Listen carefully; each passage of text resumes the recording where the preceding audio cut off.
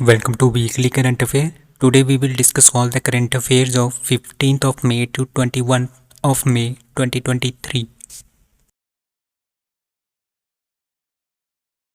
What is पहल? ठीक है, पहल एक तरह का क्या है, एक प्रोग्राम है जिसका जो किसके लिए इनॉग्रेट किया गया है, ऑनलाइन रूरल एजुकेशन प्रोग्राम है। ठीक है, मतलब कि जो रूरल एरिया है, जो गांव वाले इलाके हैं, वहाँ पे ऑनलाइन शिक्षा को बढ़ावा देने के लिए ये एक प्रोग्राम है जिसका नाम है पहल।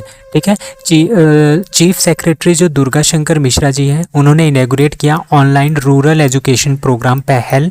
ठीक है, गवर्नमेंट यूपी सैनिक इंटर कॉलेज सरोजनी नगर लखनऊ में, ठीक है, यूपी लखनऊ में ये स्टार्ट हुआ है। ठीक है, जो ये प्रोग्राम है वो किसके द्वारा प्रिपेयर किया गया है, by the department of secondary education with IIT Kanpur. ठीक है, IIT Kanpur and department of secondary education ने दोनों ने मिलकर पहल प्रोग्राम जो बनाया है, जो कि एक ऑनलाइन रूरल एजुकेशनल प्रोग्राम है। रूरल मतलब कि जो गाँव वाले इलाके हैं, दूर दराज के इलाके हैं, वहाँ पे एजुकेशन ऑनलाइन प्रोवाइड करने के लिए ये प्रोग्राम है। तो इसका मेन एम यही है कि एजुकेशन देना, रूरल जो चिल्ड्रन है, जो गांव के जो चिल्ड्रन है, बहुत दूर दूर दराज के जो चिल्ड्रन है, उनको क्या देना है, उनको एजुकेशन देना है। उत्तर प्रदेश के बारे में जानते हैं। Uttar Pradesh is the state located in the northern part of India. ठीक है, it is the most popular state of India. ठीक है, the state was officially establish in 1950। Chief minister Yogi Adityanath, capital Lucknow, governor Anandiben Patel. Rajya Sabha की यहाँ पे 31 सीटें हैं और लोकसभा की 80 सीटें हैं। Who became the second person to conquer Everest, Mount Everest for 26 time. ठीक है, माउंट एवरेस्ट आपको पता है नेपाल में है। ठीक है, उसको, ठीक है, नेपाल में उसको क्या बोलते हैं, उसको बोलते हैं नेपाल में सागर माता। ठीक है, और तिब्बत में उसको बोलते हैं चोमुलुगमा। ठीक है, चोमुलुगमा का मतलब होता है goddess of the world, and Nepal जो नेपाल वाले जो सागर माता बोलते हैं उसका मतलब होता है पीक ऑफ हेवन। ठीक है, तो एक पर्सन है जो 26 बार उसमें चढ़ चुके हैं। ठीक है, उनका नाम है कामी रीता। ठीक है, कामी रीता, वो 26 बार यहाँ पे चढ़ चुके हैं। अब दूसरे पर्सन बन गए हैं जो 26 बार फिर से चढ़ गए हैं इस माउंट एवरेस्ट के ऊपर। उनका नाम है पसंग दावा शेरपा। ठीक है, पसंग दावा शेरपा और कामी रीता, ओनली 2 पीपल है पूरे के पूरे वर्ल्ड में जो माउंट एवरेस्ट पे 26 टाइम, 26वीं बार जो है वो चढ़ गए हैं।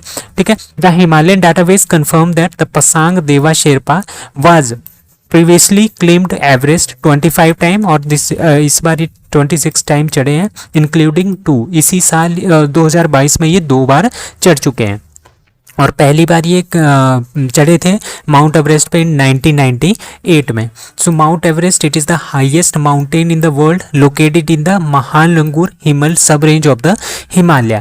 ठीक है, और इसकी हाइट है 8,848.86 मीटर्स, दैट इज 29,031.69 फीट। ठीक है, जो कि 2020 में मापी गई थी, और ये चाइना और नेपाल के बॉर्डर पे है। ठीक है, 1953 में सबसे पहले एडमंड हिलरी और तेंजिंग नॉर्गे, ये 2 पीपल थे जो पहली बार चढ़े थे कहाँ पे, माउंट एवरेस्ट पे। That is very very important.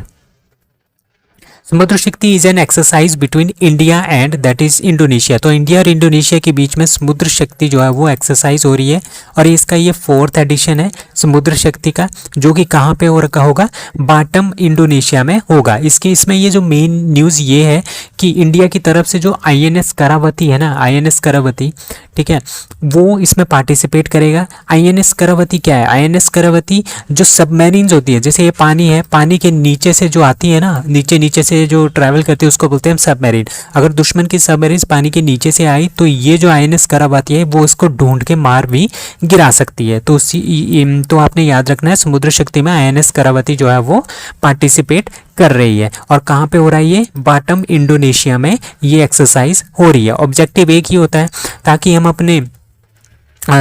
हम अपनी सीमा की सुरक्षा कर सकते हैं। Exercise to enhance the interoperability and mutual understanding between the 2 navies, between the navies of India and Indonesia. ठीक है, इंडियन नेवी के ड्रोनियर मैरीटाइम पेट्रोल एयरक्राफ्ट और चेतक हेलीकॉप्टर भी इसमें पार्टिसिपेट करेंगे। तो INS करावती के बारे में मैंने बता दिया। इट इज स्टील्थ करवेट, ठीक है, belongs to the Indian navy, design and capability.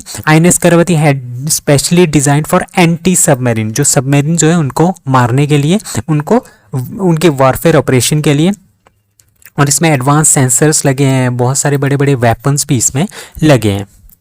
G7 की जो मिनिस्ट्रियल मीटिंग है on health innovation held in that is D Nagasaki. तो आपको पता है कि G7 की जो होस्ट है इस बार वो है जापान, ठीक है, होस्ट कंट्री है इस बार जापान। जो जितनी भी हमारी जो G7 की मीटिंग्स होगी वो सारी की सारी जापान में होगी। तभी जो मिनिस्ट्रियल मीटिंग है हेल्थ इनोवेशन की G7 की वो हुई है नागासाकी में।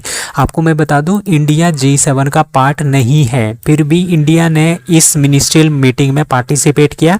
Union minister health and family welfare जो डॉक्टर मनसुख मांडविया उन्होंने इसमें पार्टिसिपेट किया है। उन्होंने एड्रेस किया G7 health ministry meeting on global health architecture in Nagasaki Japan on 13 मई, ठीक है। तो इसमें इंडिया, इंडोनेशिया, वियतनाम और थाईलैंड ने भी इसमें पार्टिसिपेट किया। बट G7 में इंडिया ये चारों कंट्रीज आती नहीं है। G7 में कौन कौन सी कंट्रीज आती हैं? Canada, France, Germany, Italy, Japan, United kingdom and United states. पहले इसमें रशिया भी हुआ करता था। 2014 में इन्होंने तब इनका नाम होता था G8, ठीक है, जब रशिया था। अब रशिया 2014 में जब क्रीमिया पे इन्होंने अटैक किया था, ठीक है, तब क्या किया था उनको रशिया को इसमें से हटा दिया गया था और इसका नाम रखा था G7, ठीक है। 48th मीटिंग थी ये G7 जो G7 की समिट हुई थी वो पिछले साल जर्मनी में हुई थी 2022 में। वो inaugurated the national homeopathic convention Homocon 2023 that is a Pushkar Singh Dhami. जो पुष्कर सिंह धामी है सीएम है कहाँ के? उत्तराखंड के हैं, ठीक है। उन्होंने क्या किया? इन्होंने इनैगोरेट किया नेशनल होम्योपैथिक कन्वेंशन होमिकॉन 2023। कहाँ पे? दून यूनिवर्सिटी देहरादून में इसको लॉन्च किया गया है, ठीक है। अब जो ये जितना भी हमारे पास होम्योपैथी है, ठीक है, ये किसके अंदर आता है? ये आता है आयुष मंत्रालय के अंदर। आयुष का मतलब क्या होता है? A for Ayurveda, Y for yoga, U for Unani, S for Siddha and H for homeopathic, ठीक है। तो उसी से हमारा आयुष मंत्रालय बना है। तो गवर्नमेंट मिनिस्ट्री है, मिनिस्ट्री ऑफ आयुष, ठीक है। इस्टेब्लिश कब हुआ था आयुष? 2014 में। रिस्पॉन्सिबल मिनिस्टर्स कौन है? Sarbananda Sonowal cabinet minister and Mahindra Munjpara ministry of state है। Who wins gold at BFAME championship इन लाहौर, ठीक है। BFAME चैंपियनशिप जो है वो कहाँ पे हो रही थी? लाहौर पाकिस्तान में हो रही थी। वहाँ पे सुमित मुखर्जी जी ने क्या जीता है? गोल्ड मेडल जीता है। 4 गोल्ड मेडल जीते हैं। किसमें? At the bridge. BFAME का मतलब है bridge federation of Asia and middle east championship, जो कि लाहौर पाकिस्तान में हुई है। 5 से लेकर 13 मई तक ये चैंपियनशिप हुई थी 5 डिफरेंट कंट्रीज के बीच में, ठीक है। Sumit Mukherjee was the only railway staff member in the 24 member Indian contingent, ठीक है। द गेम्स इसमें 4 कैटेगरी में डिवाइडेड थी, ओपन में, वीमेंस में, मिक्स्ड में और सीनियर में। एंड सुमित जो थे वो इंडिया की ओपन कैटेगरी से इन्होंने ये मेडल जीते हैं, ठीक है। Sumit Mukherjee had earlier won the bronze medal कब? 2018 के जकार्ता एशियन गेम्स में and the 4th Asia cup bridge championship that held in Jakarta in 2022 में भी इन्होंने क्या जीता है? ब्रॉन्ज मेडल जीता है, ठीक है। पाकिस्तान ब्रिज फेडरेशन, ठीक है, ये एक बॉडी है जिसने जो है BFAME चैंपियनशिप हेल्ड करवाई थी। कहाँ पे? लाहौर में। ये एक ऑफिशियल गवर्निंग बॉडी है फॉर ब्रिजेज इन पाकिस्तान, ठीक है। इट वाज एस्टेब्लिश्ड इन 1972, ठीक है, और इसका हेडक्वार्टर कराची में है। प्रेसिडेंट इसके है Khurshid Hadi. Around 2500 kg of methamphetamine, ठीक है, methamphetamine worth around 12,000 crore in Indian waters seized by NCB and that is be Indian navy. तो NCB, ठीक है, ठीक है, narcotics control bureau plus Indian navy, ठीक है, इन दोनों ने क्या किया है? इन्होंने ये मटेरियल जो है वो प्राप्त किया है, इसको सीज किया है। इसका नाम है मेथाम्फेटामिन, ठीक है। मेथाम्फेटामिन क्या है? ये एक टॉक्सिक होता है, टॉक्सिक मटेरियल होता है। जिस तरह से हमारे पास ये गांजा वगैरह होता है ना, उसी तरह का ये टॉक्सिक मटेरियल होता है, ठीक है। नशा करने के लिए ये उपयोग में लाया जाता है। जो कि कहाँ से आ रहा था? जो कि अफ़गानिस्तान से आ रहा था इंडिया को, श्रीलंका को और मालदीव्स को। तो कहाँ पे इसको सीज किया है? ठीक है, ये कोस्ट ऑफ केरला में इसको सीज किया है, पकड़ा है। किसने? NCB ने और इंडियन नेवी ने, जिसका जो अमाउंट था वो था 2500 kg और प्राइस कितना था? 12,000 करोड़ इंडियन रुपीस, ठीक है। तो इन्होंने इसको क्या किया है, पकड़ा है। ठीक है, और इस तरह का ये तीसरी वारदात हो गई है 2022 से लेके अब तक, ये तीसरी बार जो है इस तरह का मटेरियल जो है वो पकड़ा गया है। किस ऑपरेशन के अंतर्गत? ऑपरेशन समुद्रगुप्त के अंतर्गत। ठीक है, ए total of 3200 kg methamphetamine and 500 kg of heroin and 529 kg of hashish have been seized so far by the operation Samudragupta. ठीक है, नारकोटिक्स कंट्रोल ब्यूरो के बारे में जानते हैं। ये एक सेंट्रल बॉडी है हमारी, central law enforcement and intelligence agency है इंडिया की, जो कि मिनिस्ट्री ऑफ होम अफेयर के अंडर वर्क करती है, जिसका मतलब ये होता है कि जिसका मेन मतलब ये होता है कि responsible for maintaining law and order in the country. इसका फॉर्मेशन हुआ था 17 मार्च 1986 को, हेडक्वार्टर है न्यू दिल्ली में, और जितने भी नारकोटिक्स पदार्थ हैं उनको, नशे वाले जो पदार्थ हैं उनको रोकना इनका मेन उद्देश्य होता है। Who takes over as deputy chief of air staff? ठीक है, एयर स्टाफ का जो डिप्टी चीफ है वो किसको बनाया गया है? That is B Ashutosh Dixit ji. ठीक है, Ashutosh Dixit ji, air marshal Ashutosh Dixit took over the deputy chief of the air staff according to the ministry of defence. ठीक है, तो आशुतोष दीक्षित जो है एक एलुमनाई है नेशनल डिफेंस एकेडमी एनडीए। ठीक है, was commission in the fighter stream on December 6 in 1986। तो इसके अलावा आपने ये याद रखना है, ये काफ़ी इंपॉर्टेंट न्यूज़ है यहाँ पे। लाइक CDS हमारे आजकल कौन है? अनिल चौहान जी है। आर्मी चीफ कौन है? मनोज पांडे। नेवी चीफ है R Hari Kumar. Air force chief है विवेक राम चौधरी, और एयरफोर्स के डिप्टी चीफ कौन बने हैं? आशुतोष दीक्षित जी। ठीक है, इंडियन कोस्ट गार्ड के चीफ है Virendra Singh Pathania, he is from Himachal Pradesh. ITBP के चीफ है अनीश दयाल सिंह, और CRPF के चीफ है doctor Sujoy Lal Thaosen. Which country to host Asian tourism forum 2024? So Asian की जो टूरिज्म फोरम है जो 2024 में होगा, ठीक है, वो कौन सी कंट्री होस्ट करेगा? वो है लाओस। ठीक है, अब आपको पता है एशियन में 10 कंट्रीज़ हैं। ठीक है, जो साउथ एशिया की हमारे 10 कंट्री है, इंडिया के इस साइड में जो कंट्रीज़ है ना, साउथ ईस्ट एशिया। ठीक है, यहाँ पे जितनी भी कंट्रीज़ हैं ये सारी की सारी मेंबर्स हैं किसकी? एशियान की। ठीक है, 10 कंट्रीज़ हैं इसमें। ठीक है, तो उसमें से जो एक कंट्री है वो लाओस है। वहाँ पे क्या होगा? एशियन टूरिज्म फोरम 2024 का होगा, और जिसका थीम रहेगा quality and responsible tourism sustaining Asian future. ठीक है, इसकी कैपिटल कहाँ पे है? वियंतनैन। ठीक है, वियंटियन, एंड करेंसी है लाओकिप LAK। ठीक है, प्रेसिडेंट इसके हैं थांगलोम सिसोलिथ। ठीक है, ऑफिशियल लैंग्वेज है लाओ। पॉपुलेशन यहाँ की 7.2 मिलियन पीपल्स हैं। एंड जियोग्राफी ये कहाँ पे है? साउथ ईस्ट एशिया, साउथ में, साउथ का east Asia, border by Thailand, Cambodia, Vietnam, China and Myanmar. और आपको मैं बता दूं एशियान के अंदर चाइना जो है वो नहीं आता है, इंडिया भी इसका पार्ट नहीं है। Who has been appointed as the US ambassador at large for global women issue? ठीक है, ग्लोबल पूरे के पूरे जो हमारे पास ग्लोबल वीमेन इश्यूज हैं उनको देखने के लिए यूनाइटेड स्टेट का एम्बेसडर जो है किसको घोषित किया गया है? गीता राव गुप्ता, जो कि एक इंडियन ओरिजिन की है बट सिटीजन कहाँ की है? अमेरिका की है। ठीक है, गीता राव गुप्ता जी। ठीक है, तो Geeta Rao Gupta who has born, जो ये मुंबई में बॉर्न हुई है 1956 में, उसके बाद ये USA चले गए थे। ठीक है, वहाँ की सिटीजन है ये। ठीक है, इंडियन अमेरिकन सिटीजन इनको बोलते हैं। इन्होंने बहुत अच्छा काम किया है जेंडर इक्वलिटी के मामले में, वीमेन के कंसर्न के बारे में, HIV और एड्स के बारे में भी इन्होंने बहुत अच्छा काम किया है। इसी की वजह से इनको क्या बनाया गया है? इनको बनाया गया है ambassador at the large for the global women issue bye United states of America. Recently, members of which organization embrace India's digital public infrastructure proposal? ठीक है, इंडिया ने क्या किया था? अभी आपको पता है कि SCO की मीटिंग हुई थी, कहाँ पे हुई थी? गोवा में हुई थी। ठीक है, गोवा इंडिया में इसकी मीटिंग हुई थी। ठीक है, तो उसमें क्या किया गया था? उसमें इंडिया ने ये प्रपोजल दिया था कि इंडियाज़ डिजिटल पब्लिक इंफ्रास्ट्रक्चर, मतलब कि हमने डिजिटल इंफ्रास्ट्रक्चर जो है सारी की सारी SCO शंघाई कॉरपोरेशन ऑर्गेनाइजेशन के अंदर जितनी भी कंट्रीज़ आती है वहाँ पे हमने डिजिटल पब्लिक इंफ्रास्ट्रक्चर को इंक्रीज़ करना है। लाइक हमें आधार कार्ड सबके बनाने चाहिए।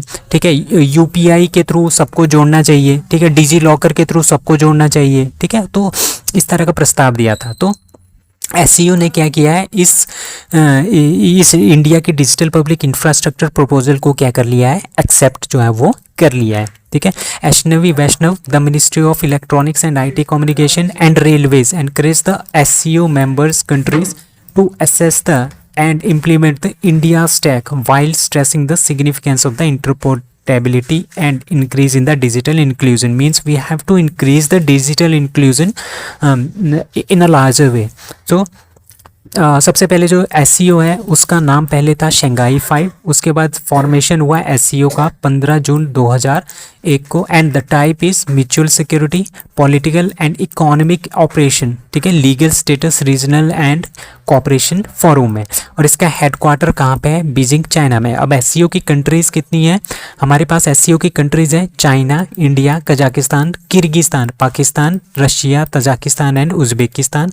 आपको मैं याद दिला दूँ इसमें तुर्कमेनिस्तान नहीं है, सेंट्रल एशियन कंट्री, बाकी चारों सेंट्रल एशियन कंट्रीज इसमें हैं। अब ऑब्जर्वर कौन है, ऑब्जर्वर है Afghanistan, Belarus, Mongolia and Iran. अभी 2023 में ईरान भी क्या बनने वाला है, मेंबर कंट्री बनने वाला है एससीओ का। अभी ये मेंबर कंट्री इसका नहीं है, अभी तक इसकी टोटल मेंबर कंट्रीज है वो है 8। ठीक है, वो became the India's 82nd grand master, that is a Vuppala Praneeth. ठीक है, वुपाला जो प्रणीत जी हैं वो इंडिया के 82nd ग्रैंड मास्टर बने हैं। ठीक है, he is 15 years old, chess player from Telangana, has achieve the title of grand master, becoming the 6th from the state and 82nd grand master of India. ठीक है, तो आपने इनका याद रखना है, ये हमारे 82nd है। ठीक है, ये 81st है, ये 80 है। ठीक है, ये 79, 78, 77, 76, 75, 74, 73। तो आपने इनके नाम याद जो है वो रखने हैं। आपने तो याद रखने हैं वो 2022, यहाँ से नीचे आप इनके नाम याद रख सकते हैं, राहुल श्रीवास्तव का, प्रणव वी का, कौस्तभ चटर्जी का, विघ्नेश एनआर का, सत्यन दास का एंड वुपाला प्रणीत जो आपके लेटेस्ट है 82nd grand master of India. वो स्कोर्स फास्टेस्ट IPL 50 इन 13 बॉल। तो 13 बॉलों में क्या है, यशस्वी जो जायसवाल जी हैं, ठीक है, ही इज़ फ्रॉम कौन सी टीम से खेलते हैं, राजस्थान रॉयल्स से खेलते हैं IPL में। उन्होंने IPL की सबसे तेज़ जो है 50 मारी है 13 बॉलों में 50 रन। ठीक है, ओवरऑल जो T20 की जो फास्टेस्ट 50 है ना वो 12 बॉलों में है 50 रन, वो बनाए हैं युवराज सिंह ने इंग्लैंड के खिलाफ इंटरनेशनल मैचेस में। ठीक है, IPL में जो है ये सबसे फास्टेस्ट है 13 बॉलों में 50 रन, वो बनाए हैं यशस्वी जायसवाल ने। ठीक है, सबसे फास्ट हुआ यशस्वी जायसवाल 13 बॉलों में, राजस्थान के ये हैं, और कोलकाता नाइट राइडर के अगेंस्ट इन्होंने मारा है कहाँ पे, कोलकाता में। KL राहुल 14 बॉलों में 50, पैट कमिंस 14 बॉलों में 50, यूसुफ पठान 15 बॉलों में, सुनील नारायण 15 बॉलों में, निकोलस पूरन ने भी 15 बॉलों में 50 मारे। जल Jeevan mission achieves milestone of how many tap water connections. जो जल जीवन मिशन है, आपको पता है जल जीवन मिशन था जो कि स्टार्ट किया गया था हमारे प्रधानमंत्री जी के द्वारा। ठीक है, उसमें क्या था, उसमें हमने क्या करना था, पूरे के पूरे इंडिया के जितने भी गाँव हैं, जितने भी विलेजेस हैं, जितने भी घर हैं, ठीक है, वहाँ पे टैप कनेक्शन देना था, मतलब कि नल का कनेक्शन वहाँ पे देना था। ठीक है, तो इस मिशन के अंतर्गत आज तक 12 करोड़ जो टैप वाटर कनेक्शन है वो दे दिए गए हैं पूरे के पूरे इंडिया में। सो the Jal Jeevan mission flagship programme launched by the government of India has achieved a significant milestone by providing 12 crore tap water connections across the country. ठीक है, at the time of the announcement, जब ये अनाउंसमेंट हुई थी कि हमने जल जीवन मिशन स्टार्ट करना है, ठीक है, तब हमारे पास only 3.23 crore that is 16.64% household जो विलेजेस में थे वहाँ पे कनेक्शन था टैप वाटर का। अब 12 करोड़ जो है वो टैप वाटर के कनेक्शन जो है पूरे के पूरे ऑल इंडिया में हो गए हैं। तो हिमाचल प्रदेश अभी क्या हुआ है, जो गोवा है, हरियाणा है, पंजाब है, अंडमान निकोबार है, पुडुचेरी है, दमन दीव है, ठीक है, एंड हर घर जल सर्टिफाइड स्टेट्स हैं ये सारे की सारी, ठीक है। गोवा, हरियाणा, पंजाब, ठीक है, Andaman Nicobar island, Puducherry, Dadra and Nagar Haveli and Daman and Diu, ठीक है। तो ये सारे के सारी क्या है, हर घर जल सर्टिफाइड स्टेट्स और यूटी है, जिन्होंने पूरी की पूरी तरह से क्या कर लिया है, पानी टैप वाटर कनेक्शन ले लिया है।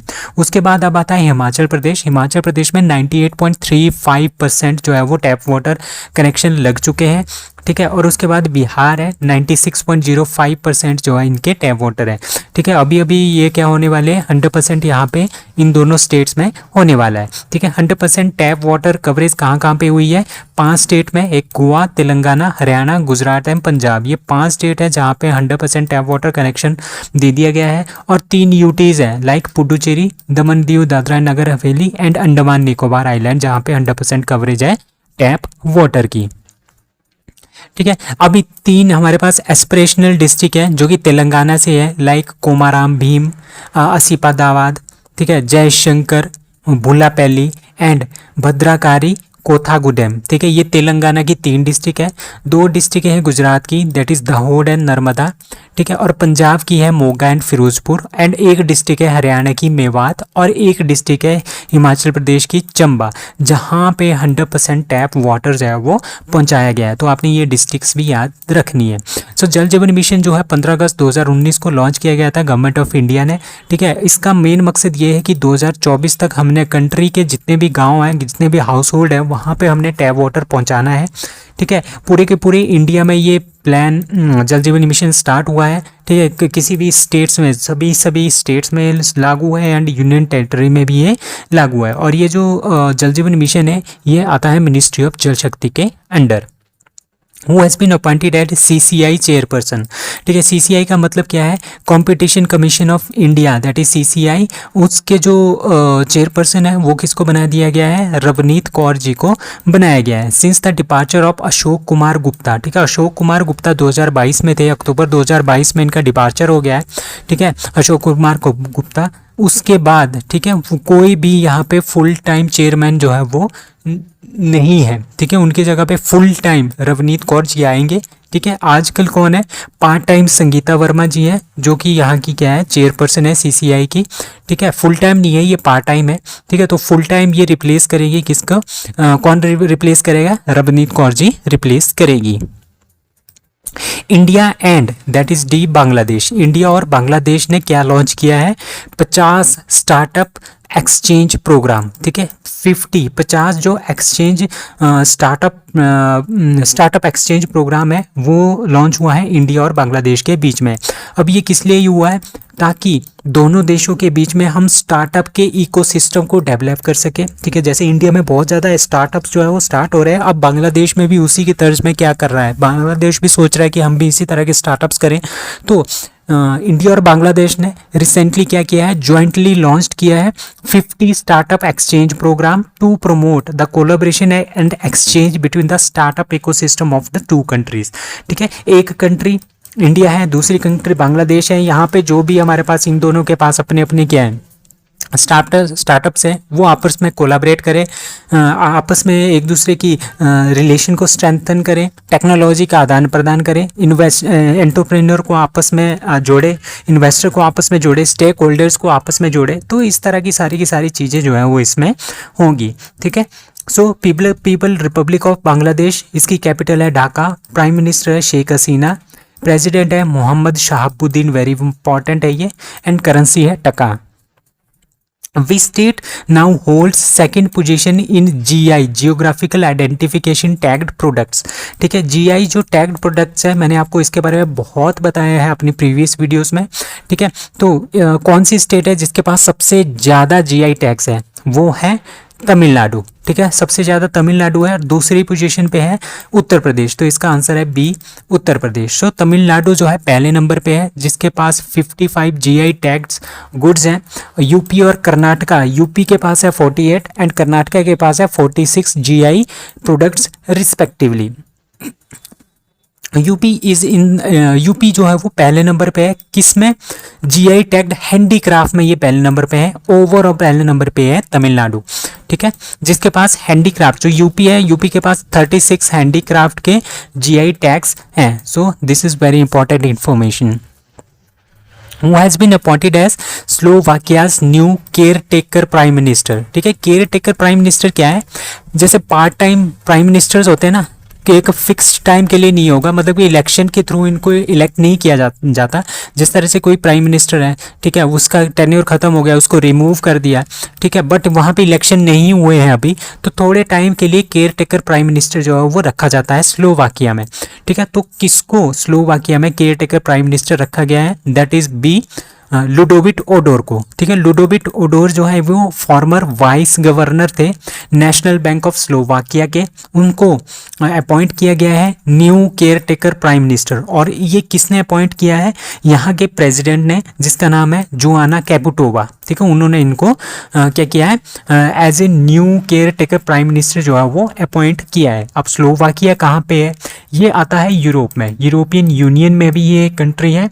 ठीक है, और नाटो में भी ये कंट्री है, ये इसका नाम है स्लोवाकिया। ठीक है, और इसकी जो कैपिटल है वो है ब्रेस्टिस्लावा। ठीक है, और इसके जो कंट्रीज है नेबरहुड लाइक हंगरी, ऑस्ट्रिया, चेक रिपब्लिक है, ठीक है, और पोलैंड है। ठीक है, और इस तरह से यहाँ पे देखो ये मालडोवा तो काफ़ी दूर है। ठीक है, स्लोवेनिया है। तो इस तरह की जो कंट्रीज़ हैं ये इसके आसपास हैं। ठीक है, इसकी करेंसी क्या है, इसकी करेंसी है स्लोवाकिया की करेंसी है यूरो। ठीक है, प्रेसिडेंट यहाँ के है जोआना कैपुटोवा, और गवर्नमेंट यहाँ की है पार्लियामेंट्री रिपब्लिक। ठीक है, तो लुडोविट ओडोर यहाँ के क्या है, caretaker prime minister. Who launched Meri life app. ठीक है, मेरी लाइफ ऐप किसने लॉन्च किया है, that is the Bhupender Yadav ji ने। So the Meri life app launched by the union minister of environment, forest and climate change. ठीक है, उनका नाम है भूपेंद्र यादव जी। उन्होंने इसको क्या किया है, इसको मेरी लाइफ ऐप को क्या किया है, लॉन्च किया है। ठीक है, तो इसका मेन मकसद क्या है, इसका मेन मकसद यही है कि हमने क्या करना है, जो इन्वायरमेंट है, ठीक है, जो हमारे पास इन्वायरमेंट है, क्लाइमेट चेंज जो हो रहा है उसको हमने चेंज नहीं होने देना है, अपने इन्वायरमेंट को बचा के रखना है। ठीक है, तो यहीं पे मैंने आपको बताया कि it aims to nudge the people, मतलब कि लोगों को एक तरह से एक अवेयर करवाना। ठीक है, कि हमने बहुत सारे एक्शन लेने हैं, किसके लिए, टू प्रोटेक्ट द इन्वायरमेंट। ठीक है, और हमने क्या करना है, सस्टेनेबल लाइफस्टाइल को अपनाना है, मतलब कि इस तरह के लाइफस्टाइल को अपनाना है कि हमारा इन्वायरमेंट कम से कम उससे अफेक्ट हो। ठीक है, तो मिशन लाइफ, अभी आपको कुछ दिन पहले मैंने पढ़ाया था, mission life is a life style for environment, मतलब कि इन्वायरमेंट को बचाने के लिए जो मिशन है उसका नाम है मिशन लाइफ। ये लॉन्च किया गया था प्राइम मिनिस्टर नरेंद्र मोदी जी के द्वारा 20 अक्टूबर 2022 को। कहाँ पे, केवड़िया गुजरात में, ताकि लोग ज़्यादा से ज़्यादा क्या करें, एनकरेज हों। ठीक है, ज़्यादा से ज़्यादा एनकरेज हो, ज़्यादा से ज़्यादा उनको नॉलेज हो कि किस तरह से हमने इन्वायरमेंट को बचाना है, किस तरह से हमने क्लाइमेट चेंज को बचाना है। ठीक है, अपनी धरती को बचाना है। तो इसी के लिए ये मिशन लाइफ जो है वो प्रोग्राम चलाया गया था, और इसी के लिए ही मिशन मेरी लाइफ ऐप भी जो है लॉन्च किया गया है भूपेंद्र यादव जी के द्वारा। Dash Dash has received the Best Long Documentary Award at the South Asian Film Festival in Montreal 2023। अभी कनाडा में एक फिल्म फेस्टिवल हुआ जिसका नाम है साउथ एशियन फिल्म फेस्टिवल। ठीक है, जो कि मॉन्ट्रियल कनाडा 2023 में हुआ है। ठीक है, इसमें बेस्ट लॉन्ग डॉक्यूमेंट्री का जो अवार्ड मिला है वो मिला है गौरी को। ठीक है, गौरी एक तरह की मूवी है, फिल्म है। ठीक है, द फिल्म इज, ये जो फिल्म है ये किसके बारे में है, ये एक जर्नलिस्ट के बारे में है। ठीक है, एक जर्नलिस्ट के बारे में, एक एक्टिविस्ट जर्नलिस्ट भी थी वो एंड एक्टिविस्ट भी थी, जिनका नाम है Gauri Lankesh, who was assassinated in 2017 and current political crisis in India. तो इसी के ऊपर बेस्ड है ये मूवी। ठीक है, और इस डॉक्यूमेंट्री में, ठीक है, इसकी नॉमिनेशन में ऑल दैट ब्रीथ्स एक डॉक्यूमेंट्री है, वो भी इसकी लाइन में थी, उसको दूसरा नंबर मिला है। पहला नंबर मिला है गौरी को, दूसरा मिला है ऑल दैट ब्रीथ्स। और जो ये ऑल दैट ब्रीथ्स है ना, ये नॉमिनेट हुई थी ऑस्कर के लिए भी। ठीक है, अब south Asian film festival of Montreal, ठीक है, ये कहाँ पे होता है? ये कनाडा में हम इसको मनाते हैं, ठीक है। The Kabir centre of arts and culture in Montreal, ठीक है, इसको ऑर्गेनाइज करता है, ठीक है। इसका मेन ऑब्जेक्टिव यही होता है कि हमने कल्चरल को, जो हमारे पास साउथ एशिया है, वहाँ के कल्चर को प्रमोट करना है, हारमोनी को प्रमोट करना है, किस तरह से डाइवर्सिटी जो है हमारे साउथ एशिया में है, ठीक है, वो सारी की सारी चीज़ों को फिल्मों के थ्रू हमने दर्शाना है और लोगों के बीच में अंडरस्टैंडिंग पैदा करनी है। इन सब एरिया के जो हमारे पास साउथ एशियन कंट्रीज़ हैं, उनके क्या करना है, उनके कल्चर के बारे में लोगों को बताना है। तो यही इसका मेन उद्देश्य है। युगे युगेन भारत नेशनल म्यूजियम, ठीक है, Yuge Yugeen Bharat national museum is to be set up in which state और UT, that is the New Delhi. तो अभी आपको पता है कि सेंट्रल विस्टा प्रोजेक्ट जो है न्यू दिल्ली में स्टार्ट हो रहा है नहीं, मतलब कि ख़त्म होने वाला है, क्योंकि वहाँ पे हम पार्लियामेंट भी बना रहे हैं, न्यू जो रेजिडेंशियल बिल्डिंग्स हैं वो भी बना रहे हैं, ठीक है। वो कौन बना रहा है? वो बना रहा है सेंट्रल विस्टा प्रोजेक्ट, और सेंट्रल विस्टा प्रोजेक्ट ही न्यू दिल्ली में युगे युगेन भारत नेशनल म्यूजियम भी वहाँ पे बना रहा है। तो यहाँ पे क्या होगा? इस म्यूजियम में इंडिया की जो रिच सिविलाइजेशन है और कल्चर है वो उसको दर्शाया जाएगा, जो 5000 साल से पहले से है और 5000 सालों से लगातार कंटिन्यूसली हमारी जो सिविलाइजेशन है, हमारा जो कल्चर है, उसके बारे में यहाँ पे बताया जाएगा। आयुष्मान असोम मुख्यमंत्री Jan Arogya Yojana is an initiative of which state, that is ए असम। तो असम में जो है एक इनिशिएटिव लिया गया है सीएम के द्वारा, वहाँ के चीफ मिनिस्टर के द्वारा उन्होंने स्टार्ट किया है आयुष्मान असोम मुख्यमंत्री जन आरोग्य योजना, ठीक है।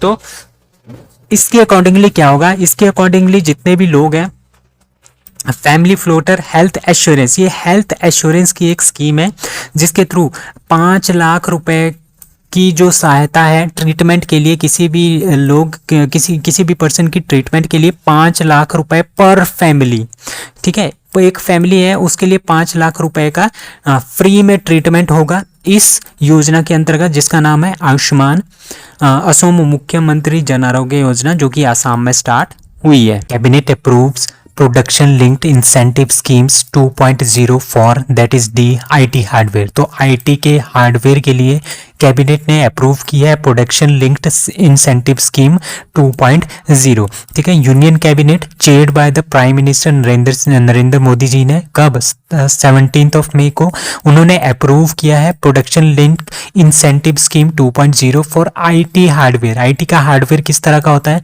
जैसे मोबाइल फोन्स हैं, पीसी है, कंप्यूटर है, लैपटॉप्स है, इसको आईटी के हार्डवेयर, मतलब कि जिस पार्ट को हम टच कर सकते हैं उसको बोलते हैं हम हार्डवेयर। तो इसकी मैन्युफैक्चरिंग के लिए, इसकी एडवांसमेंट के लिए, इसकी टेक्नोलॉजी को अच्छे से अच्छा बनाने के लिए जो है एक बजट तैयार किया है।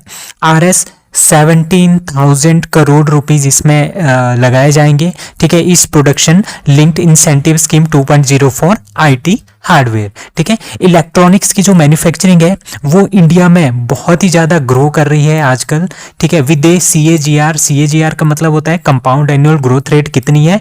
17%, ठीक है। पिछले 8 सालों में बहुत ही ज़्यादा से तेज़ी से हम क्या कर रहे हैं? इलेक्ट्रॉनिक्स की मैन्युफैक्चरिंग कर रहे हैं, ठीक है। This year it crossed the major benchmark in the production of USD 1.105 billion $, that is about 9 lakh crore. So India has become the second largest mobile phone manufacturer in the world. तो दूसरी सबसे बड़ी manufacturer बन गया है mobile phone का। कौन बना है? इंडिया बना है। So features of PLI schemes 2.0 for the IT hardware, इसकी क्या क्या फीचर्स हैं? इसमें हमारे सारे के सारे लैपटॉप कवर होते हैं, टैबलेट्स कवर होते हैं, जितने भी हमारे पास ऑल इन वन पीसीज हैं, सर्वर्स हैं, और जैसे हमारे पास छोटे छोटे डिवाइसेस हैं, ultra small form factor devices हैं लाइक फोन्स वगैरह, ठीक है। The tenure of this scheme is for 6 year and the expected incremental production is RS 3.35 lakh crore. तो आपने ये याद रखना है, आईटी हार्डवेयर के लिए कैबिनेट ने अप्रूव किया production linked incentive scheme 2.0। We state expand special development council in 14 district, ठीक है। पहले क्या था? जो ये स्पेशल डेवलपमेंट काउंसिल था वो 9 स्टेटों में जो है वो इम्प्लीमेंट किया गया था। अब 14 इसमें और स्टेट्स ऐड कर ली, सॉरी 14 इसमें और डिस्ट्रिक्ट, ठीक है, मैंने गलत बोल दिया। जो स्पेशल डेवलपमेंट काउंसिल है वो पहले 9 डिस्ट्रिक्ट में जो है वो लॉन्च किया गया था। कहाँ पे? उड़ीसा में, ठीक है। और उसके बाद अब क्या किया है इन्होंने, 14 डिस्ट्रिक्ट और इसमें एडअप कर ली, तो टोटल होगी 23 डिस्ट्रिक्ट। वहां पे क्या होगा, स्पेशल डेवलपमेंट काउंसिल जो है वो खोला जाएगा। क्यों खोला जाएगा? क्योंकि आपको पता है उड़ीसा में बहुत सारी ट्राइबल्स जातियां रहती है, ट्राइब्स रहती हैं, ठीक है। उनकी भलाई के लिए, उनकी अपब्रिंगिंग के लिए उनको ज़्यादा से ज़्यादा क्या देना है, एजुकेशन देना है, हेल्थ केयर देना है, इंफ्रास्ट्रक्चर देना है, लिवलीहुड का सामान देना है, and overall social economic development करना है उन ट्राइबल एरियाज का। इसके लिए जो है सोशल डेवलपमेंट काउंसिल लॉन्च किया गया है उड़ीसा में। पहले ये 9 डिस्ट्रिक्ट में था, अब 14 इसमें और ऐड कर दी गई है, टोटल अब होगी 23 डिस्ट्रिक्ट, ठीक है। मतलब कि मैक्सिमम जो भी डिस्ट्रिक्ट है उड़ीसा की, वहां पे ये प्रोग्राम जो है वो चलाया जा रहा है। The tribal community hold the great significance इन उड़ीसा। उड़ीसा में बहुत ज्यादा है, लगभग 22.8 दैट इज 23% जो स्टेट की पॉपुलेशन है वो ट्राइबल पॉपुलेशन है, ठीक है। अब उड़ीसा के बारे में जानते हैं। उड़ीसा की कैपिटल भुवनेश्वर है, और गवर्नर यहाँ पे गणेशी लाल है, और सीएम है नवीन Patnaik ji. Who scaled mount Everest for the record 27th time. अभी मैंने कुछ दिन पहले एक न्यूज पढ़ी थी कि 26th टाइम जो है दूसरा पर्सन बन गया है। कौन बना है? दैट इज पसांग देवा शेरपा, ठीक है। ये भी नेपाल के हैं। इन्होंने 26 टाइम एवरेस्ट की चोटी पे चढ़ाई की, ठीक है। और कामी रीता शेरपा भी 26 बार जो है वो एवरेस्ट की चढ़ाई चढ़ चुकी थी। अभी क्या किया है उन्होंने, ठीक है, 17 मई को 17 मई को 27th टाइम जो है वो एवरेस्ट की चढ़ाई चढ़ चुकी है कामी रीता शेरपा जी। तो सबसे ज्यादा बार जो है आज तक कौन चढ़ी है? कामी रीता शेरपा जी, ठीक है। तो कामी रीता शेरपा कहाँ की है? ये नेपाल की माउंटेनियर है, ठीक है। उन्होंने नया वर्ल्ड रिकॉर्ड किया है, जो कि 27 बार माउंट एवरेस्ट पे चढ़ी है। और ये थामे village in Solukhumbu district Nepal की रहने वाली है, ठीक है। अब मैं आपको बता दूं, माउंट एवरेस्ट वर्ल्ड की सबसे हाईएस्ट पीक है of greater Himalaya, sorry, mount Everest is the highest peak of the greater Himalaya mountain range and located on the border of the Nepal and China, ठीक है। चाइना मतलब कि तिब्बत, ठीक है। Mount Everest is called Devgiri, Sanskrit में इसको देवगिरी बोलते हैं माउंट एवरेस्ट को। वेरी इंपॉर्टेंट क्वेश्चन है, ये पूछा जाता है। माउंट एवरेस्ट को संस्कृत में देवगिरी बोलते हैं, चोमुलुगमा बोलते हैं तिब्बत में, और चोमुलुगमा फेंगिन चाइनीज में भी यही बोलते हैं, एंड सागर माथा बोलते हैं नेपाली में, ठीक है। अब मैं इसकी हिस्ट्री के बारे में बताता हूँ। 29 मई 1953 को 2 पर्सन यहाँ पे गए थे, एक एडमंड हिलरी न्यूजीलैंड के, और दूसरे तेनसिंग नॉर्वे, जो कि शेरपा है, ठीक है, जो कि इंडियन सिटीजन है। कहाँ के? नेपाली ओरिजिन के इंडियन सिटीजन है। ये इन दोनों ने चढ़ाई की थी सबसे पहली बार माउंट एवरेस्ट पे, ठीक है। Bachendri Pal first Indian women है जिन्होंने क्लाइंब किया था माउंट एवरेस्ट 1984 में। Santosh Yadav first Indian women जिसने माउंट एवरेस्ट को 2 बार कंटिन्यूसली 2 बार जो है वो क्या किया था, फतेह किया था, ऊपर चढ़ी थी, ठीक है। और सबसे पहली वीमेन कौन थी? जुनको तेबी, जो कि जापान की रहने वाली है, वो फर्स्ट वीमेन थी to reach the mount Everest, as well as वो एक पहली वीमेन थी जिसने हमारे 7 कंटिनेंट की 7 हाईएस्ट पीक पे जो है वो चढ़ने वाली पहली महिला थी, जिनका नाम है Junko Tabei from Japan. Flood relief exercise Jal Rahat is conducted in that is be Assam. तो आसाम में एक एक्सरसाइज जो कंडक्ट की गई जिसका नाम है जल राहत। आपको पता है कि वहां पे काफी ज्यादा क्या आते रहते हैं, फ्लड्स आते रहते हैं ब्रह्मपुत्रा रिवर में, ठीक है, तो आसाम में, ठीक है। तो उसको निपटने के लिए इंडियन आर्मी का जो गजराज कॉर्प्स है, ठीक है, और उसके साथ और भी डिजास्टर मैनेजमेंट ग्रुप थे, उन्होंने पार्टिसिपेट किया किसमें? एक्सरसाइज जल राहत में, ठीक है, at Hargama bridge of Manas river in Assam. तो वहां पे क्या होता है, आसाम में काफी ज्यादा फ्लड्स जो है वो आते रहते हैं, उसको निपटने के लिए, ठीक है, Indian army, SSB national disaster response force that is NDRF, state disaster response force that is SDRF, district disaster management authority that is DDMA, इन सब ने आपस में मिलके क्या किया, एक एक्सरसाइज किया ताकि अगर फ्लड्स वगैरह वहां पे आए तो किस तरह से लोगों का वहां पे बचाव करना है, ठीक है। यही इसका मेन मोटिव था, ठीक है। Narendra Modi will inaugurate the international museum expo 2023 in that is be New Delhi. तो न्यू दिल्ली में इंटरनेशनल म्यूजियम एक्सपो जो है वो हो रहा है। म्यूजियम का मतलब क्या होता है? म्यूजियम में इस तरह की एंटीक पीसीज जो है वो रखी जाती हैं ताकि लोगों को इसकी हिस्ट्री के बारे में बताया जा सके। ठीक है, तो 47 जो इंटरनेशनल म्यूजियम डे है वो मनाया जाएगा। कब मनाया जाएगा? 18 मई को मनाया जाएगा।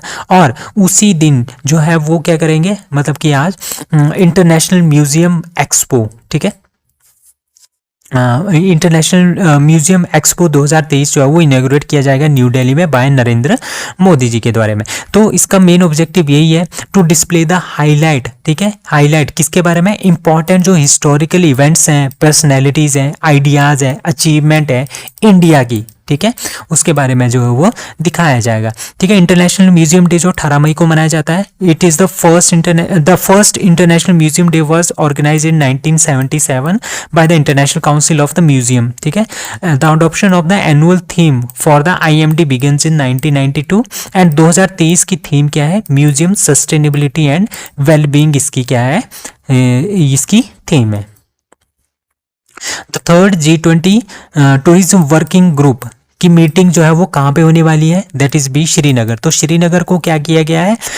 एक स्पॉट के रूप में जो है वो चुना गया है। थर्ड जो G20 की टूरिज्म वर्किंग ग्रुप की मीटिंग होगी वो होगी कहाँ पे? श्रीनगर में। तो इसी के अलावा आपको पता है कि श्रीनगर काफ़ी ज़्यादा क्या है, एक तरह का सेंसिटिव एरिया है। तो जम्मू श्रीनगर नेशनल हाईवे जो कि NH44 है, वहाँ पे काफ़ी ज़्यादा सिक्योरिटी जो है वो अरेंज की गई है।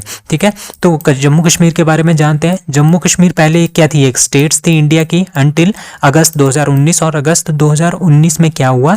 जम्मू और कश्मीर एंड लद्दाख, ठीक है, दो इसके यूटी जो है वो बनाए गए 31 अगस्त 2019 को। ठीक है, कैपिटल श्रीनगर की कैपिटल कहाँ है? जम्मू कश्मीर की श्रीनगर, मई टू अक्टूबर, एंड जम्मू है नवंबर टू अप्रैल। लेफ्टिनेंट गवर्नर यहाँ के मनोज सिन्हा है। लेजिस्लेटिव काउंसिल की 36 सीट्स हैं और लेजिस्लेटिव असेंबली की यहाँ पे 114 सीट्स हैं, जिसमें से 90 सीट जो है जम्मू कश्मीर के लिए है, वाइल जो 24 सीट्स हैं वो रिजर्व रखी गई है POK को, ठीक है, पाक ऑक्युपाइड कश्मीर को।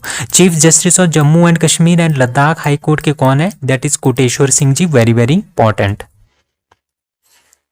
कुकी एंड जोमी ग्रुप्स जो कि काफी ज्यादा जो है चर्चा में रहे हैं, are from the which Indian state? That is the Manipur. तो मणिपुर में आपको पता है कि बहुत सारे क्या हो रहे हैं, वहाँ पे राइट्स हो रहे हैं, वो यही राइट्स कर रहे थे, एक दूसरे के साथ लड़ाइयाँ भी काफ़ी ज़्यादा हो रही है। कुकी एंड जोमी जो ट्राइब्स हैं वो उनकी क्लैशेस जो है काफ़ी टाइम से भी होते आ रहे हैं। Like Manipur was the princely state, कब तक था?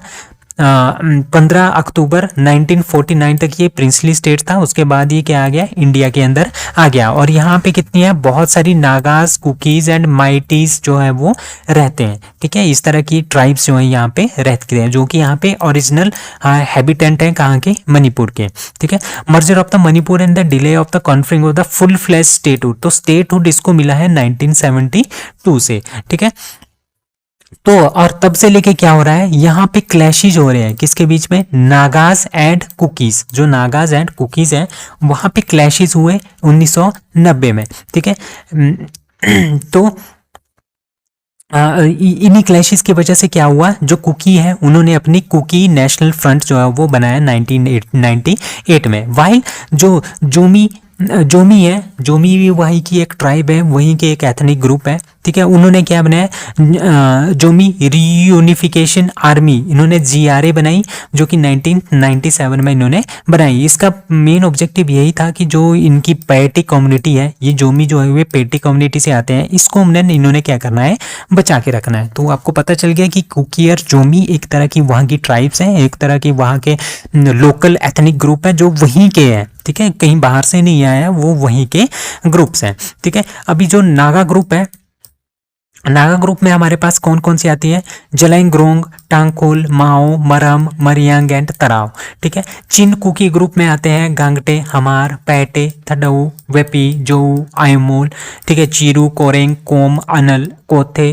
ठीक है, लमगांग, कैरो।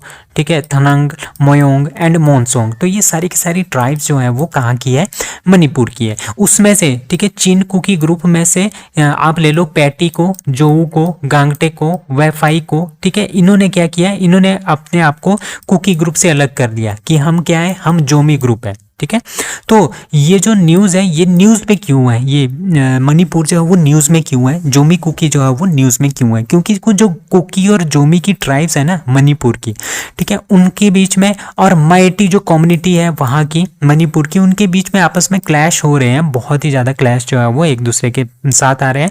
वो ये बोल रहे हैं कि हमें अलग से अपना एक स्टेट बनाओ, हमने अलग से अपना क्या करना है, एक तरह का एडमिनिस्ट्रेशन करना है।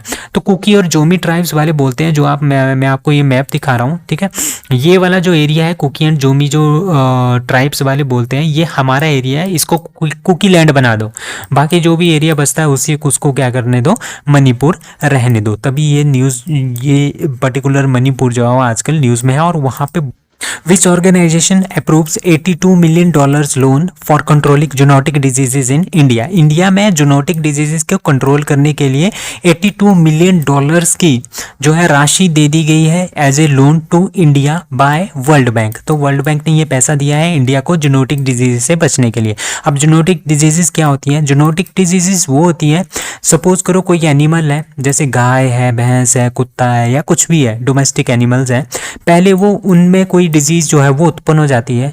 ठीक है, उसके बाद वो डिजीज़ किस में चली जाती है, ह्यूमंस में चली जाती है, उनको बोलते हैं जूनोटिक डिजीजेस। ठीक है, तो आपको पता है कि इंडिया में largest live stock population in the world, ठीक है, बहुत ज़्यादा पॉपुलेशन जो है लाइव स्टॉक की, जो एनिमल्स की है, डोमेस्टिक एनिमल्स की है, सबसे ज़्यादा, बहुत ही ज़्यादा जो है वो कहाँ पे है, इंडिया में। तो यहाँ पे रिस्क भी बहुत ज़्यादा होगा। ठीक है, रिस्क इसलिए ज़्यादा होगा क्योंकि एनिमल ज़्यादा है तो उनके बीमारियाँ हो सकती है और वो बीमारियाँ की ईजिली ह्यूमंस में जो है वो ट्रांसफ़र हो सकती है। तो उसको निपटने के लिए वर्ल्ड बैंक ने इंडिया को लोन दिया है $82 मिलियन का बाय वर्ल्ड बैंक। ठीक है, तो आप इसको याद रखना है। वर्ल्ड बैंक क्या है, World Bank is an international financial institution that provides loans and grant to the government of low and middle income countries.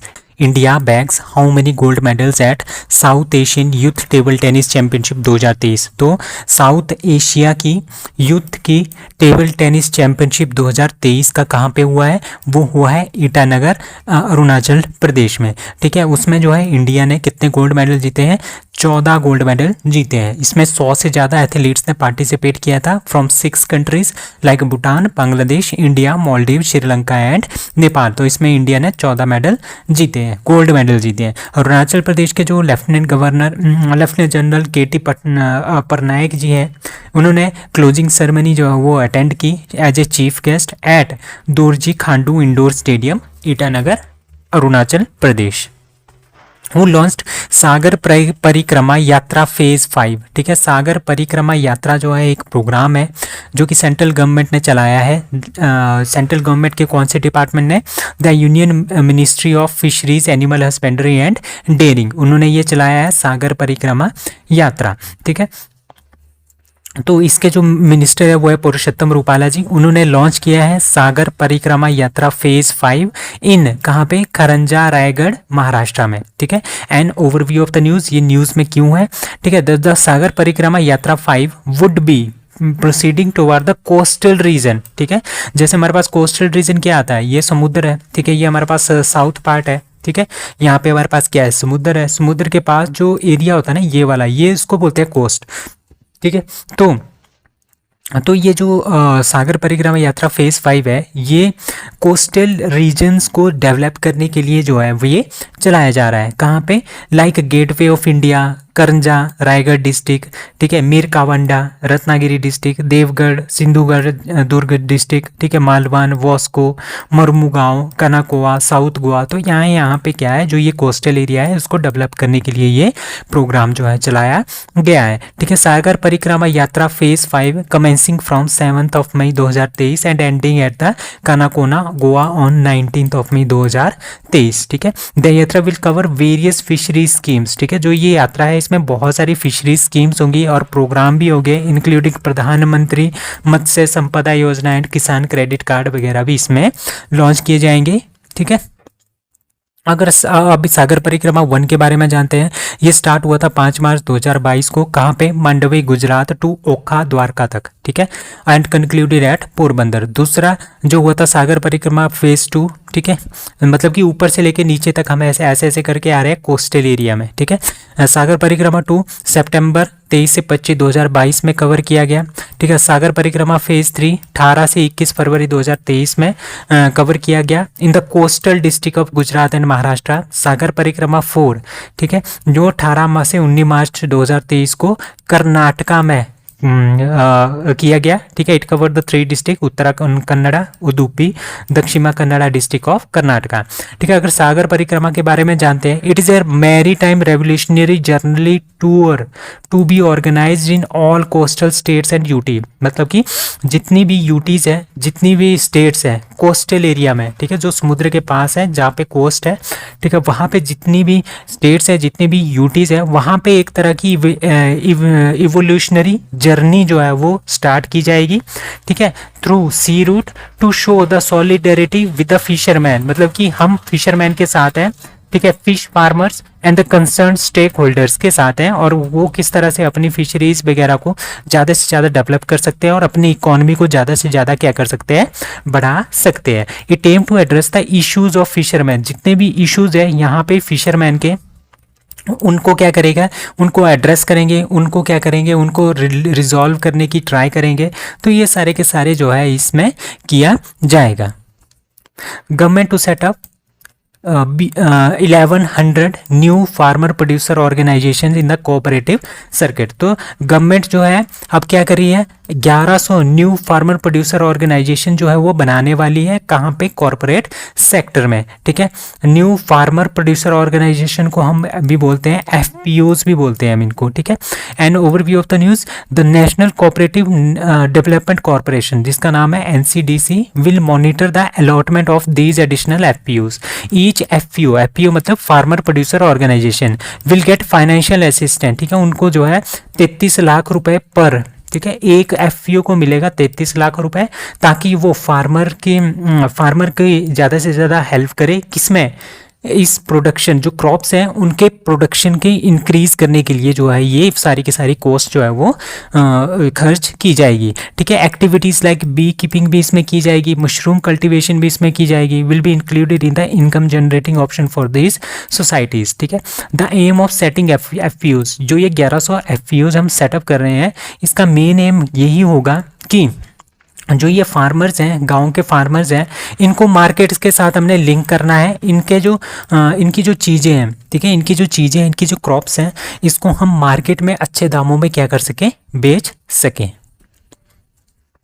Who took the oath of the office and secrecy as the chairman of UPSC. तो chairman of UPSC किसको घोषित कर दिया गया है, that is C Manoj Soni जी।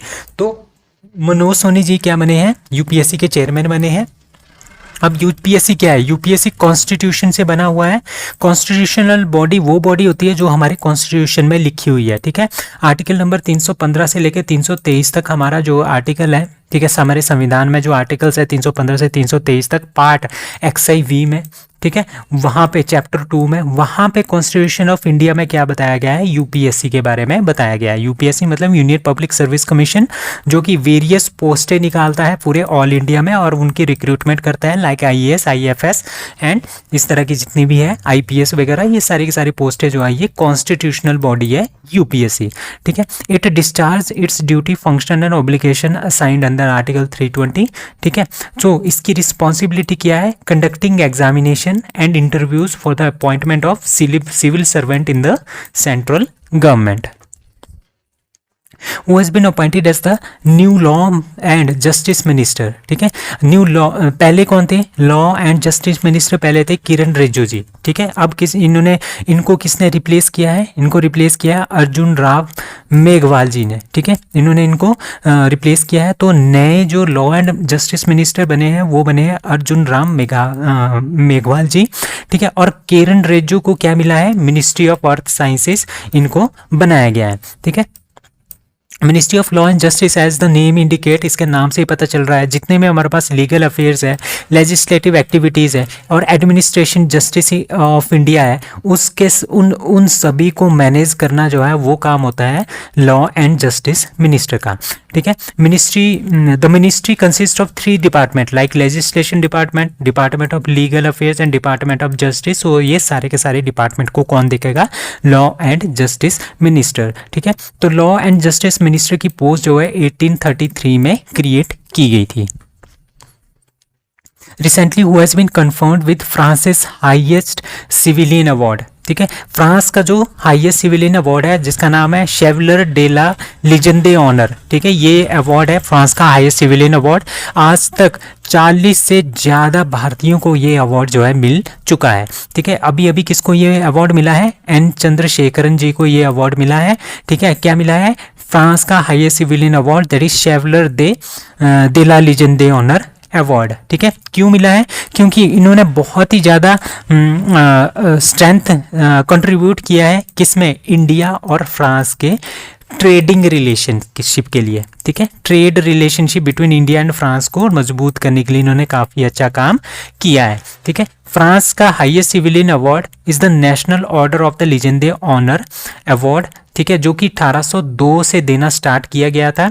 ठीक है, और ये एस्टेब्लिश किया गया था बाय नेपोलियन बोनापार्टे ने। कब? 1802 में। And is awarded to the French citizen. ये किस किस को अवार्ड किया जाता है? फ्रेंच सिटीजन को एंड फॉरेनर्स को भी ये अवार्ड दिया जाता है। ठीक है, जिन्होंने बहुत ही अच्छा काम किया हो मिलिट्री में, सिविल सर्विसेज में या कल्चरल अफेयर्स में, उनको ये अवार्ड दिया जाता है। ठीक है, सबसे पहले इंडियन जिन्होंने ये अवार्ड जिनको ये अवार्ड मिला था वो है महाराजा प्रताप सिंह ऑफ इधर इन 1918 को ये मिला था। तो मैंने 40 से ज़्यादा, आज तक 40 से ज़्यादा लोगों को ये अवार्ड मिल चुका है। मैंने कुछ ही ऐसे दिए हैं जो लेटेस्ट हैं जिनको ये अवार्ड मिला है, लाइक सुमित्रा चटर्जी 2017 में मिला था। ठीक है, बंगाली एक्टर हैं। अजीम प्रेम जी को 2018 में, founder and chairman of Wipro limited. ठीक है, एएस किरण कुमार को 2019 में मिला था। एसआर सुंदरनम कालाचवडुकनन को 2022 में मिला था। शशि थरूर को भी मिला था। ठीक है, शशांक सुब्रमण्यम को 2022 में मिला था और अभी 2023 में एन चंद्रशेखरन जी को मिला है। What is the rank of Mumbai in annual housing price growth among 46 cities globally? ठीक है, तो 46 जो सिटीज़ हैं उनकी एक रैंकिंग जारी की गई कि एक साल में हाउसिंग का प्राइस किस सिटी में सबसे ज़्यादा इंक्रीज़ हुआ है। हाउसिंग का मतलब कि जो रेंट पे मिलते हैं या फिर हमने खरीदने होते हैं फ्लैट्स, उसका प्राइस जो है एक साल में कहाँ पे सबसे ज़्यादा इंक्रीज़ हुआ है। तो सबसे ज़्यादा जो इंक्रीज़ हुआ है एक साल में 44.2% इंक्रीज़ हुआ है, जो कि दुबई में इंक्रीज़ हुआ है। और मुंबई है 6th नंबर पे। इंडिया में मुंबई पहले नंबर पे है। ठीक है, पूरे के पूरे वर्ल्ड में मुंबई जो है वो 6th नंबर पे है, जिनके प्राइसेस जो है वो 5.5% के रेट से एनुअली जो है के रेट से ये इंक्रीज हुए हैं। ठीक है, और ये जो रिपोर्ट है ये according to the report by the real estate consultant Knight Frank India. ठीक है, द रिपोर्ट, इस रिपोर्ट का टाइटल क्या है? Prime global cities index Q1 2023। तो ये नाइट फ्रैंक इंडिया ने जो है ये रिपोर्ट निकाली है। Which country is the host of 6th Indian Ocean conference. ठीक है, 6th जो इंडियन ओशियन कॉन्फ्रेंस है वो कहाँ पे होगी? वो होगी बांग्लादेश में। ठीक है, the 6th Indian Ocean conference is being organised to bring together states and principal maritime partners in the region to discuss the prospect of the regional corporation for security. मतलब कि सिक्योरिटी किस तरह से हम इंडियन ओशन, जो हमारे पास Indian ocean है ना, वहाँ पे हमने सिक्योरिटी किस तरह से इंक्रीज़ करनी है, ग्रोथ कैसे इंक्रीज़ करनी है, ट्रेड कैसे इंक्रीज़ करनी है। तो इसी के लिए जो है वो इंडियन ओशियन कॉन्फ्रेंस की 6th मीटिंग जो है वो कहाँ पे हुई? बांग्लादेश में हुई है। और पहली मीटिंग ये 2016 में स्टार्ट हुई थी। The World Health Organization announced the end of 10-month long global health emergency for which disease? That is mpox, that is monkeypox। ठीक है, जब monkeypox आया था ना तो उसको क्या किया था? वर्ल्ड जो हेल्थ ऑर्गेनाइजेशन है उन्होंने इसको एमरजेंसी घोषित कर दिया था, ग्लोबल एमरजेंसी की। पूरे के पूरे वर्ल्ड में ये एक तरह का ग्लोबल एमरजेंसी की तरह, इससे बच के रहना। ठीक है, अभी वर्ल्ड हेल्थ ऑर्गेनाइजेशन ने क्या बोला है कि इफेक्ट जो मंकी पॉक्स का है वो बिल्कुल कम हो गया है और इसको 10 महीनों बाद इसको ग्लोबल हेल्थ इमरजेंसी की लिस्ट से जो है मंकी पॉक्स को बाहर निकाल दिया गया है। So that's all for today, thank you.